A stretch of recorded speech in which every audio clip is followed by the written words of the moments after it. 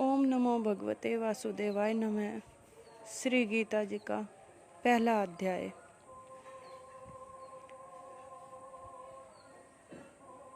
अर्जुन विषाद योग।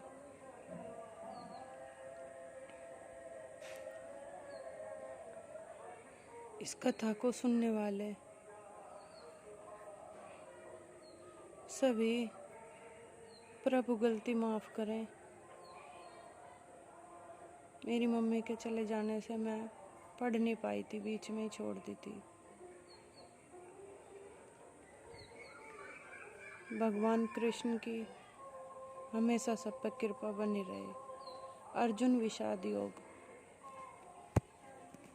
भगवान श्री कृष्ण के समझाने पर भी जब दुर्योधन पांडवों को 1 इंच भी भूमि देने को तैयार न हुआ, तब महाभारत का युद्ध आवश्यक हो गया। कौरवों और पांडवों की सेनाएं युद्ध के लिए कुरुक्षेत्र के मैदान में आमने सामने आ डटी।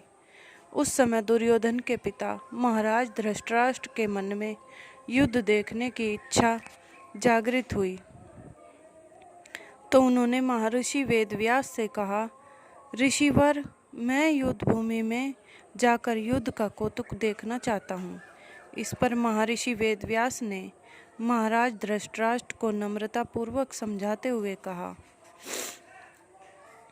हे राजन, आप नेत्रहीन होने के कारण युद्ध देखने में असमर्थ हैं, अतः वहां जाकर आप किसी प्रकार का भी लाभ नहीं उठा पाएंगे। मुनिवर, यह सत्य है कि मैं जन्मजात नेत्रहीन हूँ, लेकिन मुझ में श्रवण शक्ति तो है। भले ही मैं युद्ध नहीं देख पाऊंगा, लेकिन सुन तो सकूंगा, धृतराष्ट्र ने कहा। तब महर्षि वेदव्यास बोले, हे राजन, युद्ध भूमि में आपको जाने की कोई आवश्यकता नहीं है। आप चाहें तो यही महल में बैठकर युद्ध का संपूर्ण वृत्तांत जान सकते हैं, सुन सकते हैं। आपका सारथी और शिष्य संजय यहाँ बैठे बैठे ही आपको युद्ध का विवरण विस्तार रूप से सुनाता रहेगा।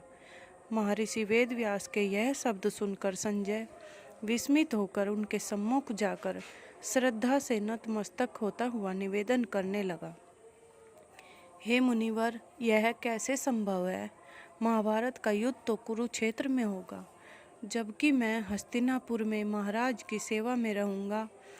भगवान, आपके इस आदेश का पालन करना मेरे लिए कैसे संभव होगा? कृपया सेवक पर दया करके कोई उचित उपाय बताएं।